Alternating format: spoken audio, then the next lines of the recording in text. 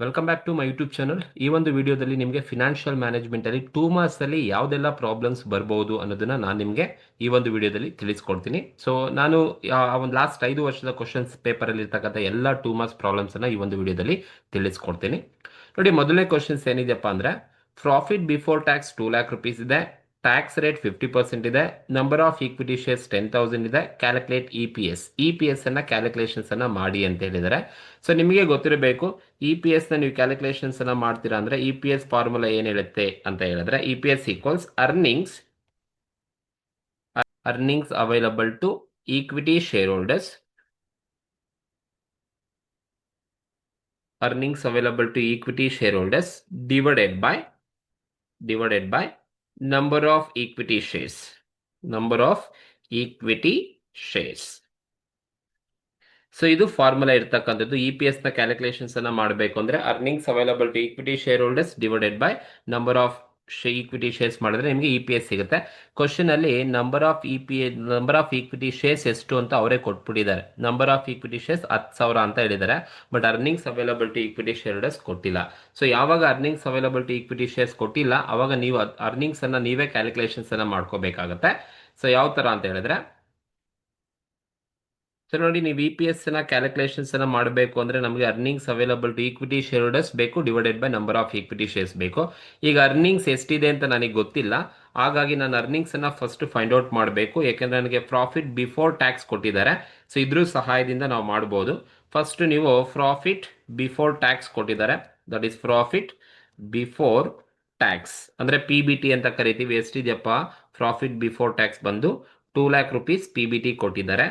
ಈ profit before tax ಅಲ್ಲಿ ನೀವೇನ್ ಮಾಡಿ ಅಂದ್ರೆ ಲೆಸ್ ಟ್ಯಾಕ್ಸ್ ಅಟ್ 50%. ಕ್ವಶನ್ ಅಲ್ಲಿ ಕೊಟ್ಟಿದ್ದಾರೆ 50% ನ ಲೆಸ್ ಮಾಡಬೇಕು. ಯಾವುದ್ರ ಮೇಲೆ 50% ಅಂದ್ರೆ ಈ 2 lakh ಮೇಲೆ 50% ಅನ್ನ ಮಾಡಿದ್ರೆ ನಿಮಗೆ 1 lakh rupees ಟ್ಯಾಕ್ಸ್ ಬರುತ್ತೆ. ಈಗ ಈ ಪ್ರಾಫಿಟ್ ಬಿಫೋರ್ ಟ್ಯಾಕ್ಸ್ ಅಲ್ಲಿ ಲೆಸ್ ಟ್ಯಾಕ್ಸ್ ಅನ್ನ ಲೆಸ್ ಮಾಡಿ ನಿಮಗೆ ಪ್ರಾಫಿಟ್ ಆಫ್ಟರ್ ಟ್ಯಾಕ್ಸ್ ಅಥವಾ ಅರ್ನಿಂಗ್ ಆಫ್ಟರ್ ಟ್ಯಾಕ್ಸ್ ಅಂತ ಕರಿತೀವಿ. ಎಷ್ಟು ಬರುತ್ತಪ್ಪ ಅಂದ್ರೆ 1 lakh rupees earning after tax ಬರುತ್ತೆ. ಈ ಅರ್ನಿಂಗ್ ಆಫ್ಟರ್ ಟ್ಯಾಕ್ಸ್ ಅಲ್ಲಿ ನೀವೇನ್ ಮಾಡಿ less preference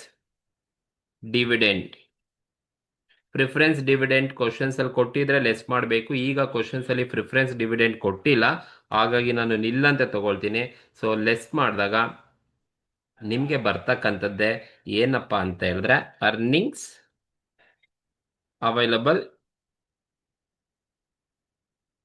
available to equity share holders.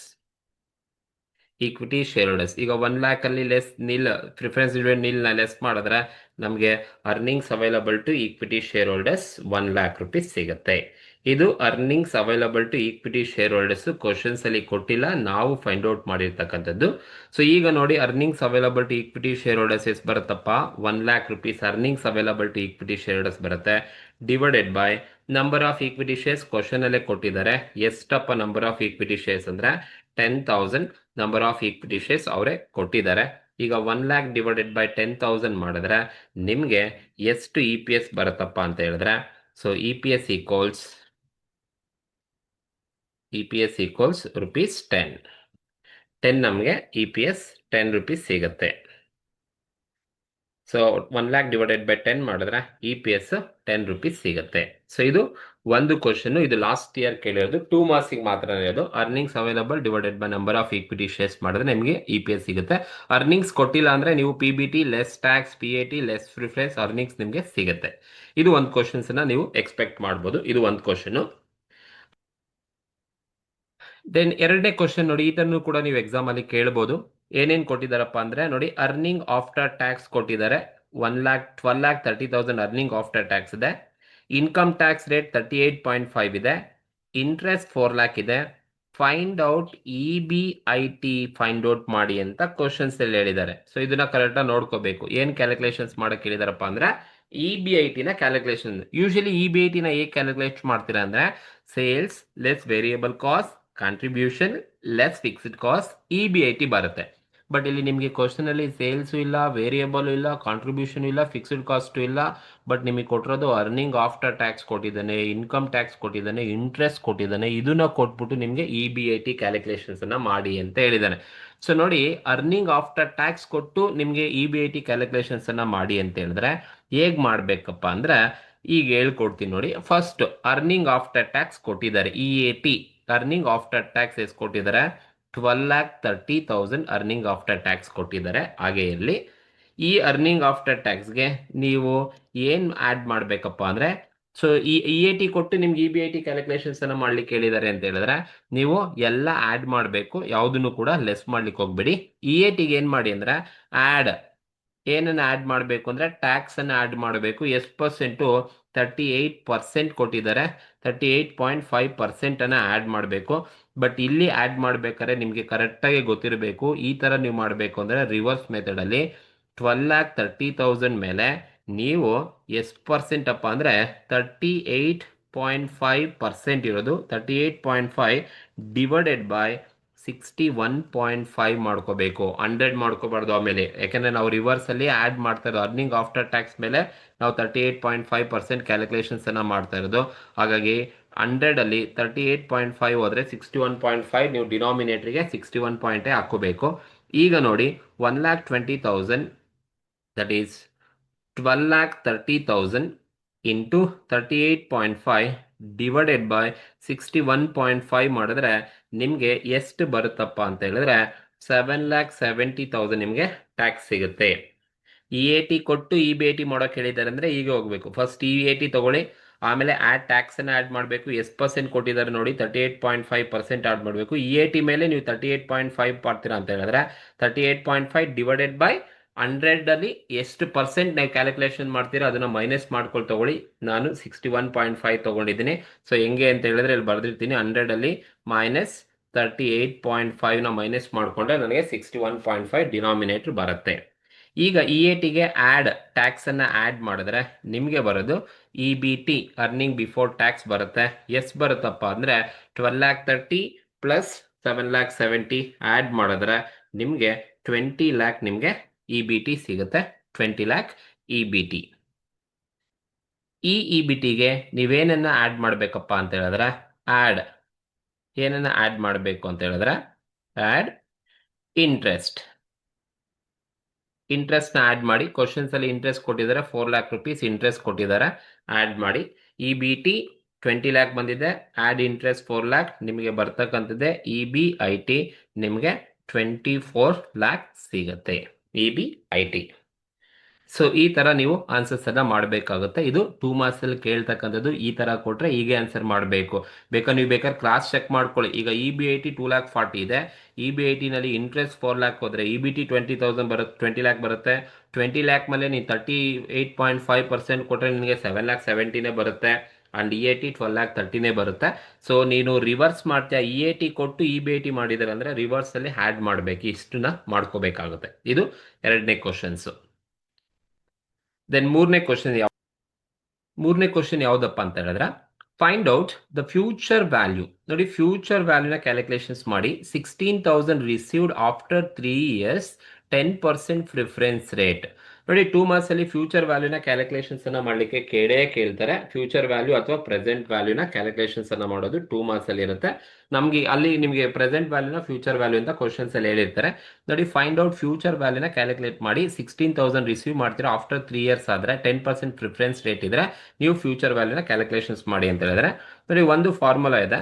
Future ವ್ಯಾಲ್ಯೂನ ಹೇಗೆ ಕ್ಯಾಲ್ಕುಲೇಷನ್ಸ್ ಮಾಡಬೇಕು ಅಂದರೆ future value equals P into 1 plus I power of n. 1 plus I power of n. ಇದು ನಿಮಗೆ ಗೊತ್ತಿರಬೇಕು. P into 1 plus I power of n use ಮಾಡಬೇಕು. P ಅಂದರೆ ನಿಮ್ಗೆ ಇಲ್ಲಿ ತೋರಿಸಿದ್ದೀನಿ. ನಾವು ಫ್ಯೂಚರ್ ವ್ಯಾಲ್ಯೂನ ಕ್ಯಾಲ್ಕುಲೇಷನ್ಸ್ ಅನ್ನ ಮಾಡಬೇಕಾಗಿರೋದು. ಫ್ಯೂಚರ್ ವ್ಯಾಲ್ಯೂ ಈಕ್ವಲ್ಸ್ P ಅಂದರೆ ಪ್ರಿನ್ಸಿಪಲ್ ಅಮೌಂಟ್ ಎಷ್ಟಪ್ಪ ರಿಸೀವ್ ಮಾಡೋದು, 16,000 ಕೊಟ್ಟಿದ್ದಾನೆ.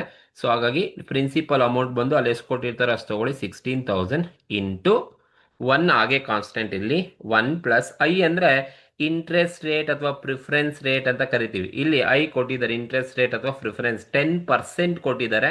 ನೀವು ಪರ್ಸೆಂಟ್ ಮಾಡ್ಕೋಬೇಕು. 10% ಅಂದರೆ 0.1 ಬರುತ್ತೆ. 0.1 10% ಅಂದರೆ 0.1 ಬರುತ್ತೆ. ಇಂಟು ಪವರ್ ಆಫ್ ಎನ್ ಅಂದರೆ ನಂಬರ್ ಆಫ್ ಇಯರ್ಸ್. ಇಲ್ಲಿ ಕೊಟ್ಟಿದ್ದಾರೆ ಎಷ್ಟು ವರ್ಷ, 3 ಇಯರ್ಸ್ ಅಂತ ಕೊಟ್ಟಿದ್ದಾರೆ. ಎನ್ ಅಂದರೆ 3 ಇಯರ್ಸ್ ನೀವು ತಗೋಬೇಕು. Number of year is 3. ಈಗ ನೀವು ಸಿಂಪ್ಲಿಫೈ ಮಾಡಬೇಕು ನೋಡಿ. Future value equals 16,000 into 1 plus 0.1 ಮಾಡಿದ್ರೆ 1.1 ಬರುತ್ತೆ. 1.1 ಪವರ್ ಆಫ್ 3 ಮಾಡ್ಕೋಬೇಕು. ಅಗೈನ್ ನೀವು ಸಿಂಪ್ಲಿಫೈ ಮಾಡಿದ್ರೆ ಫ್ಯೂಚರ್ ವ್ಯಾಲ್ಯೂ ಈಕ್ವಲ್ಸ್ 16,000 ಇಂಟು 1.1ನ 3 ಟೈಮ್ಸ್ ನೀವು ಮಲ್ಟಿಪ್ಲೈ ಮಾಡಬೇಕು. 1.1 ಇಂಟು 1.1 ಇಂಟು 1.1 ನೀವು 3 ಟೈಮ್ಸ್ ಮಲ್ಟಿಪ್ಲೈ ಮಾಡಿದ್ರೆ ನಿಮಗೆ 1.331 ಸಿಗುತ್ತೆ. 1.331 ಆಮೇಲೆ 1.3 ಮಾಡಬೇಡಿ, 1.1ನ 3 ಟೈಮ್ಸ್ ನೀವು ಮಲ್ಟಿಪ್ಲೈ ಮಾಡಬೇಕು. ಅವಾಗ ನಿಮಗೆ 1.331 ಸಿಗುತ್ತೆ. ಈಗ ನೀವು 16,000 ಇಂಟು 1.331 ಮಾಡಿದ್ರೆ ನಿಮಗೆ ಫ್ಯೂಚರ್ ವ್ಯಾಲ್ಯೂ ಈಕ್ವಲ್ಸ್ ಎಷ್ಟು ಸಿಗುತ್ತಪ್ಪ ಅಂದರೆ 21,296 ನಿಮಗೆ ಫ್ಯೂಚರ್ ವ್ಯಾಲ್ಯೂ ಸಿಗುತ್ತೆ. ಇದು ಫ್ಯೂಚರ್ ವ್ಯಾಲ್ಯೂನ ಕ್ಯಾಲ್ಕುಲೇಷನ್ಸ್ ಅನ್ನ ಮಾಡಕ್ಕೆ ಹೇಳಿರ್ತಕ್ಕಂಥದ್ದು. 2 ಮಾರ್ಕ್ಸ್ ಅಲ್ಲಿ ಫ್ಯೂಚರ್ ವ್ಯಾಲ್ಯೂ ಕೇಳ್ತಾರೆ. ಕರೆಕ್ಟ್ ಆಗಿ ಗೊತ್ತಿರಲಿ ಈ ಒಂದು formula. P into 1 plus I power of N use ಮಾಡಿ. ಸೊ ಎನ್ ಅಂದ್ರೆ ನಂಬರ್ ಆಫ್ ಇಯರ್, ಪಿ ಅಂದ್ರೆ ಪ್ರಿನ್ಸಿಪಲ್, ಐ ಅಂದ್ರೆ ಇಂಟ್ರೆಸ್ಟ್ ರೇಟ್ ಅಥವಾ ಪ್ರಿಫರೆನ್ಸ್ ರೇಟ್ ಕೊಟ್ಟಿರ್ತಾರೆ. ಕರೆಕ್ಟ್ ಆಗಿ ಆ ಫಾರ್ಮುಲಾಗೆ ಅಪ್ಲೈ ಮಾಡಿ ನಿಮಗೆ ಫ್ಯೂಚರ್ ವ್ಯಾಲ್ಯೂ ಸಿಗುತ್ತೆ. ಇದು 3ನೇ ಕ್ವಶನ್ಸ್ ಇರ್ತಕ್ಕಂಥದ್ದು. ಸೊ ನೀವು ಪ್ರೆಸೆಂಟ್ ವ್ಯಾಲ್ಯೂ ಕ್ಯಾಲ್ಕುಲೇಷನ್ಸ್ ಅನ್ನ ಮಾಡ್ತೀರಾ ಅಂತ ಹೇಳಿದ್ರೆ ಇದು ಕೂಡ ಪ್ರೆಸೆಂಟ್ ವ್ಯಾಲ್ಯೂ ಅಥವಾ ಫ್ಯೂಚರ್ ವ್ಯಾಲ್ಯೂ ಕೊಡ್ತಾರೆ. ಇಲ್ಲೊಂದು ಕ್ವಶನ್ಸ್ ಇದೆ. Calculate present value of ₹80,000 received after 6 years ಆದ್ಮೇಲೆ ರಿಸೀವ್ ಮಾಡ್ತೀರಾ. If the discount rate is 9% ಇದ್ದಾಗ ನಮಗೆ ಪ್ರೆಸೆಂಟ್ ವ್ಯಾಲ್ಯೂನ ಕ್ಯಾಲ್ಕುಲೇಷನ್ಸ್ ಅನ್ನ ಮಾಡಿ ಅಂತ ಹೇಳಿದರೆ, ಒಂದು ಫ್ಯೂಚರ್ ವ್ಯಾಲ್ಯೂ ಅಥವಾ ಪ್ರೆಸೆಂಟ್ ವ್ಯಾಲ್ಯೂನ ಕೇಳ್ತಾರೆ. ನೀವು ಪ್ರೆಸೆಂಟ್ ವ್ಯಾಲ್ಯೂನ ಕ್ಯಾಲ್ಕುಲೇಷನ್ಸ್ ಅನ್ನ ಮಾಡಬೇಕು ಅಂತ ಹೇಳಿದ್ರೆ ಪ್ರೆಸೆಂಟ್ ವ್ಯಾಲ್ಯೂ ಈಕ್ವಲ್ಸ್ ಯಾವ ತರ ನೀವು ಮಾಡಬೇಕಪ್ಪ ಅಂದ್ರೆ FE ಡಿವೈಡೆಡ್ ಬೈ ಗೊತ್ತಿರಬೇಕು. FE divided by 1 plus I power of N use ಮಾಡಿದ್ರೆ ನಿಮಗೆ ಫ್ಯೂಚರ್ ವ್ಯಾಲ್ಯೂ ಪ್ರೆಸೆಂಟ್ ವ್ಯಾಲ್ಯೂ ಕ್ಯಾಲ್ಕುಲೇಷನ್ಸ್ಗೆ ಈಸಿಯಾಗಿ ಸಿಗುತ್ತೆ. ಸೊ ಇಲ್ಲೇ ತೋರಿಸ್ಬಿಡ್ತೀನಿ ಈಕ್ವಲ್ಸ್. ಈ ಒಂದು ಕ್ವಶನ್ಸ್ಗೆ ನೋಡಿ, ಫ್ಯೂಚರ್ ವ್ಯಾಲ್ಯೂ ಅಂದ್ರೆ ನಾವು ಎಷ್ಟು ರಿಸೀವ್ ಮಾಡ್ತಾ ಇದೀವಿ, 80,000 ರಿಸೀವ್ ಮಾಡ್ತಾ ಇದೀವಿ. ಸೊ 1 ಪ್ಲಸ್ ಐ ಅಂದ್ರೆ ಪ್ರಿಫರೆನ್ಸ್ ರೇಟ್ ಅಥವಾ ಡಿಸ್ಕೌಂಟ್ ರೇಟ್ 9% ಇದೆ. ನೀವು 9% ಮಾಡಿದ್ರೆ 0.09 ಬರುತ್ತೆ. 0.09 ಬರುತ್ತೆ. ಪವರ್ ಆಫ್ ಎನ್ ಅಂದ್ರೆ ನಂಬರ್ ಆಫ್ ಇಯರ್ಸ್, ಎಷ್ಟು ನಂಬರ್ ಆಫ್ ಇಯರ್ಸ್ ಇದೆಯಪ್ಪ ಅಂತ ಹೇಳಿದ್ರೆ ಈಕ್ವಲ್ಸ್ 80,000 ಹಾಗೆ ಇರುತ್ತೆ. 80,000 ಡಿವೈಡೆಡ್ ಬೈ 1.09 0.096. ಈಗ ನೀವು ಇದನ್ನ ಸಿಂಪ್ಲಿಫೈ ಮಾಡಿದ್ರೆ ಸಿಂಪ್ಲಿಫೈ ಮಾಡಿ 80,000 ಸಿಂಪ್ಲಿಫೈ ಮಾಡಿದ್ರೆ 80,000 ಡಿವೈಡೆಡ್ ಬೈ 1.9ನ 6 ಟೈಮ್ಸ್ ನೀವು ಮಾಡಿದ್ರೆ 1.9ನ 6 ಟೈಮ್ಸ್ ನೀವು ಮಾಡ್ತಾ ಹೋದ್ರೆ ನಿಮ್ಗೆ ಎಷ್ಟು ಸಿಗುತ್ತಪ್ಪ ಅಂತ ಹೇಳಿದ್ರೆ 1.09677 ಸಿಗುತ್ತೆ. ಸಾಕು, 4 ಡಿಜಿಟ್ ತಗೊಂಡ್ರೆ ಸಾಕು. 80,000 ಡಿವೈಡೆಡ್ ಬೈ 1.6671 ಮಾಡಿದ್ರೆ ನಿಮಗೆ ಎಷ್ಟು ಸಿಗುತ್ತಪ್ಪ ಅಂದರೆ 1.6771 ಮಾಡಿದ್ರೆ ನಮಗೆ ಪ್ರೆಸೆಂಟ್ ವ್ಯಾಲ್ಯೂ ಬಂದು ಎಷ್ಟಿರುತ್ತೆ ಅಂದರೆ 47,701 ಸಿಗುತ್ತೆ. ಇದು ಪ್ರೆಸೆಂಟ್ ವ್ಯಾಲ್ಯೂನ ಕ್ಯಾಲ್ಕುಲೇಷನ್ಸ್ ಅನ್ನ ಮಾಡೋದು. FE divided by 1 plus I power of N apply ಮಾಡಿ. ಸೊ FE ಅಂದ್ರೆ ಎಷ್ಟು ರಿಸೀವ್ ಮಾಡ್ತಾ ಇದ್ದೀರಾ, ಐ ಸ್ಟ್ಯಾಂಡ್ ಫಾರ್ ಇಂಟ್ರೆಸ್ಟ್ ಅಥವಾ ಡಿಸ್ಕೌಂಟ್ ರೇಟ್ ಅಥವಾ ಪ್ರಿಫರೆನ್ಸ್ ರೇಟ್ ಅಂತ ಕರಿತೀವಿ. N stand for number of years ಇರುತ್ತೆ. ಸೇಮ್ ಅಪ್ಲೈ ಮಾಡಿದ್ರೆ ನಿಮಗೆ ಪ್ರೆಸೆಂಟ್ ವ್ಯಾಲ್ಯೂ ನಿಮಗೆ ಸಿಗುತ್ತೆ. ಇದು 2 ಮಾರ್ಕ್ಸ್ ಅಲ್ಲಿ ಕೇಳಿರ್ತಕ್ಕಂಥದ್ದು. ಫ್ಯೂಚರ್ ವ್ಯಾಲ್ಯೂ ಇಲ್ಲ present value. And one of the most expected questions ಅಂತ ಹೇಳಿದ್ರೆ ಪೇ ಬ್ಯಾಕ್ ಪೀರಿಯಡ್ ಅಲ್ಲಿ ಕೇಳ್ತಕ್ಕಂಥ ಒಂದು ಮೋಸ್ಟ್ ಎಕ್ಸ್ಪೆಕ್ಟೆಡ್ ಕ್ವಶನ್ಸ್ ಇದು. ಈ ತರ ಕ್ವಶನ್ಸ್ 2 ಮಾರ್ಕ್ಸ್ ಅಲ್ಲಿ ಸುಮಾರು ಸಲ ಕೇಳಿದರೆ ಹೇಗೆ ಕ್ಯಾಲ್ಕುಲೇಷನ್ಸ್ ಅನ್ನ ಮಾಡಬೇಕು ಏನು ಎತ್ತ ನೋಡಿ. A project cost 1 lakh. ನೋಡಿ, ಪ್ರಾಜೆಕ್ಟ್ ಕಾಸ್ಟ್ 1 lakh ಇದೆಯಂತೆ. It yields annual cash inflow ನೋಡಿ, ಆನ್ಯುಯಲ್ ಕ್ಯಾಶ್ ಇನ್ಫ್ಲೋ ಅಂತ ಹೇಳಿದ್ರೆ ಆನ್ಯುಯಲ್ ವರ್ಷಕ್ಕೆ ಕ್ಯಾಶ್ ಇನ್ಫ್ಲೋ ಆಗುತ್ತಂತೆ ಎಷ್ಟು, 20,000 ಬರುತ್ತಂತೆ ಫಾರ್ 8 years. ಅಂದರೆ 8 ವರ್ಷನೂ ಕೂಡ 20,000 20,000 20,000 20,000 20,000 ಈ ಥರ 8 ವರ್ಷ ಬರುತ್ತಂತೆ. ಕ್ಯಾಲ್ಕುಲೇಟ್ ಪೇ ಬ್ಯಾಕ್ ಪೀರಿಯಡನ್ನು ಕ್ಯಾಲ್ಕುಲೇಷನ್ಸನ್ನು ಮಾಡಿ ಅಂತ ಹೇಳಿದ್ದಾರೆ. ನೋಡಿ, ಕ್ಯಾಶ್ ಇನ್ಫ್ಲೋ 8 ವರ್ಷನೂ ಕೂಡ ನಿಮಗೆ ಒಂದೇ ಕ್ಯಾಶ್ ಇನ್ಫ್ಲೋ ಬರುತ್ತೆ ಅಂತ ಹೇಳಿದ್ರೆ ನೀವು ಪೇ ಬ್ಯಾಕ್ ಪೀರಿಯಡನ್ನು ಕ್ಯಾಲ್ಕುಲೇಷನ್ಸನ್ನು ಮಾಡೋಕೆ ಹೇಳಿದ್ದಾರೆ. ಅಂದರೆ pay back period equal, simple ಆಗಿ ಫಾರ್ಮುಲಾ ಹಾಕೊಳ್ಳಿ, original investment annual cash inflow ಮಾಡಿದ್ರೆ ನಿಮಗೆ ಪೇ ಬ್ಯಾಕ್ ಪೀರಿಯಡ್ ಸಿಗುತ್ತೆ. ಈಗ ನಾನು ಜಸ್ಟ್ ಈ ಫಾರ್ಮುಲಾಗೆ ಅಪ್ಲೈ ಮಾಡ್ತೀನಿ ಅಷ್ಟೇ. ಒರಿಜಿನಲ್ ಇನ್ವೆಸ್ಟ್ಮೆಂಟ್ ಅವರೇ ಕೊಟ್ಟಿದ್ದಾರೆ, ಎಷ್ಟಪ್ಪ, 1,00,000 rupees ಒರಿಜಿನಲ್ ಇನ್ವೆಸ್ಟ್ಮೆಂಟ್ ಇದೆ, divided by annual cash inflow ಅಂದರೆ ವರ್ಷಕ್ಕೆ ಎಷ್ಟು ಕ್ಯಾಶ್ ಇನ್ಫ್ಲೋ ಬರ್ತಾ ಇದೆ ಅಂತ ಅವ್ರ ಕ್ವಶನ್ ಅಲ್ಲಿ ಹೇಳಿದ್ದಾರೆ. ಆನ್ಯುವಲ್ ಕ್ಯಾಶ್ ಇನ್ಫ್ಲೋ ಅವ್ರು ಹೇಳಿದ್ದಾರೆ ನೋಡಿ, ಆನ್ಯುವಲ್ ಕ್ಯಾಶ್ ಇನ್ಫ್ಲೋ ಎಷ್ಟು ಬರ್ತಾ ಇದೆಯಂತೆ, 20,000 rupees ಬರ್ತಾ ಇದೆ ಅಂತ ಹೇಳಿದ್ದಾರೆ. ಸೊ ಆನ್ಯುವಲ್ ಕ್ಯಾಶ್ ಇನ್ಫ್ಲೋ 20,000 ಇದೆ, 20,000 ಬರ್ತಾ ಇದೆಯಂತೆ. ಸೊ ಈಗ ಅಪ್ಲೈ ಮಾಡಿ 1,00,000 rupees divided by 20,000 annual cash inflow ಮಾಡಿದ್ರೆ ನಿಮಗೆ ಪೇ ಬ್ಯಾಕ್ ಪೀರಿಯಡ್ ಬಂದು ಎಷ್ಟು ಸಿಗುತ್ತೆ ಅಂದರೆ ಡಿವೈಡ್ ಮಾಡಿದ್ರೆ ನಿಮಗೆ 5 years ಸಿಗುತ್ತೆ. ಇದು ಅಂಡ್ ಈ ತರನು ಒಂದು ಕ್ವಶನ್ಸ್ ಅನ್ನ ಕೇಳಿದ್ದಾರೆ, ಇದು ಕೂಡ ಪೇ ಬ್ಯಾಕ್ ಪೀರಿಯಡ್ ಇರೋದು. Original cost of investment 50,000, annual cash inflow after tax ಕೊಟ್ಬಿಟ್ಟಿದ್ದಾರೆ ಅಷ್ಟೇ, ಇಲ್ಲಿ ಆಫ್ಟರ್ ಟ್ಯಾಕ್ಸ್ ಕೊಟ್ಟಿದ್ದಾರೆ. ಆನ್ಯುವಲ್ ಡಿಪ್ರಿಸಿಯೇಷನ್ 4,000 ಇದೆ, ಕ್ಯಾಲ್ಕುಲೇಟ್ ಪೇ ಬ್ಯಾಕ್ ಪೀರಿಯಡ್ ಅಂತ ಹೇಳಿದ್ದಾರೆ. ಸಿಂಪಲ್ ಆಗಿ ನೀವು ಮಾಡಿ, ಪೇ ಬ್ಯಾಕ್ ಪೀರಿಯಡ್ ಈಕ್ವಲ್ಸ್, ಈಗೇನು ಫಾರ್ಮುಲಾ ಹೇಳಿದೆ ಸೊ ಅದೇ formula, pay back period equals original investment divided by annual cash inflow ಮಾಡಿದ್ರೆ ನಿಮಗೆ ಪೇ ಬ್ಯಾಕ್ ಪೀರಿಯಡ್ ಸಿಗುತ್ತೆ. ಬೈ ಆನ್ಯುವಲ್ ಕ್ಯಾಶ್ ಇನ್ಫ್ಲೋ ಮಾಡಿದ್ರೆ ನಿಮಗೆ ಪೇ ಬ್ಯಾಕ್ ಪೀರಿಯಡ್ ಸಿಗುತ್ತೆ. ಸೊ ಈಗ ನಾನು ಪೇ ಬ್ಯಾಕ್ ಪೀರಿಯಡ್ ಅನ್ನ ಮಾಡಬೇಕು ಅಂತ ಹೇಳಿದ್ರೆ pay back period equals original investment ಎಷ್ಟಿದೆ ನನ್ನ ಹತ್ರ, 50,000 ಒರಿಜಿನಲ್ ಇನ್ವೆಸ್ಟ್ಮೆಂಟ್ ಇದೆ, divided by annual cash inflow ಎಷ್ಟಿದೆಯಂತೆ, after tax 6,000 ಇದೆಯಂತೆ.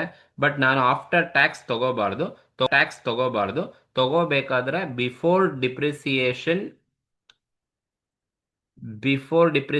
ಆಫ್ಟರ್ ಟ್ಯಾಕ್ಸ್ ತಗೋಬೇಕು. ಬಟ್ ನಿಮಗೆ ಇಲ್ಲಿ ಆಫ್ಟರ್ ಟ್ಯಾಕ್ಸ್ ಕೊಟ್ಟಿದ್ದಾರೆ, ಆಫ್ಟರ್ ಟ್ಯಾಕ್ಸ್ ಅಂದ್ರೆ ಆಫ್ಟರ್ ಡಿಪ್ರಿಸಿಯೇಷನ್ ಆಫ್ಟರ್ ಟ್ಯಾಕ್ಸ್ ಇದೆ ಅಂತ ಅರ್ಥ. ಬಟ್ ನಮಗೆ ಪೇ ಬ್ಯಾಕ್ ಪೀರಿಯಡ್ ಮಾಡಬೇಕಾದ್ರೆ ಬಿಫೋರ್ ಡಿಪ್ರಿಸಿಯೇಷನ್ ಆಫ್ಟರ್ ಟ್ಯಾಕ್ಸ್ ತಗೋಬೇಕು. ಹಾಗಾಗಿ ಯಾವಾಗ ಈ ತರ ಕೊಟ್ಟಿರ್ತಾರೆ ನೀವೇನ್ ಮಾಡಿ ಅಂದ್ರೆ ಆಫ್ಟರ್ ಟ್ಯಾಕ್ಸ್ 6,000 ಪ್ಲಸ್ ಡಿಪ್ರಿಸಿಯೇಷನ್ 4,000 ಎರಡೂ ಆ್ಯಡ್ ಮಾಡ್ಕೊಳ್ಳಿ, ಅವಾಗ ನಿಮಗೆ 10,000 ಸಿಗುತ್ತೆ. ನೋಡಿ, ಮೇಲೆ ಪ್ರಾಬ್ಲಮ್ಗೂ ಇದಕ್ಕೂ ಇದೇ ಡಿಫ್ರೆನ್ಸ್ ಇರೋದು, ಅಲ್ಲಿ ಡೈರೆಕ್ಟ್ ಆಗಿ ಹೇಳಿದ್ರು. ಸೊ ಹಾಗಾಗಿ ನಾನು ಡೈರೆಕ್ಟ್ ಆಗಿ ಮಾಡಿದೆ. ಇಲ್ಲಿ ಆಫ್ಟರ್ ಟ್ಯಾಕ್ಸ್ ಕ್ಯಾಶ್ ಇನ್ಫ್ಲೋ ಕೊಟ್ಟಿದ್ದಾನೆ, ಅದ್ರ ಜೊತೆಗೆ ಡಿಪ್ರಿಸಿಯೇಷನ್ ಕೊಟ್ಟಿದ್ದಾರೆ ಅಂದ್ರೆ ನಿಮ್ಗೆ ಗೊತ್ತಾಗಬೇಕು, ಆ ಡಿಪ್ರಿಸಿಯೇಷನ್ ನೀವು ಆ್ಯಡ್ ಮಾಡಿಕೊಂಡು ಡಿವೈಡ್ ಮಾಡಬೇಕು. ಈಗ original investment 50,000, annual cash inflow before depreciation after tax 10,000 ಸಿಕ್ತು. ಅಪ್ಲೈ ಮಾಡಿದ್ರೆ ಪೇ ಬ್ಯಾಕ್ ಪೀರಿಯಡ್ ಈಕ್ವಲ್ಸ್ ಎಷ್ಟು ವರ್ಷ ಬರುತ್ತಪ್ಪ, 5 years ಸಿಗುತ್ತೆ. 5 years ಪೇ ಬ್ಯಾಕ್ ಪೀರಿಯಡ್. ಇದು ಕೂಡ ಒಂದು ಕ್ವಶನ್ 2 marks ಅಲ್ಲಿ ಕೇಳಬಹುದು.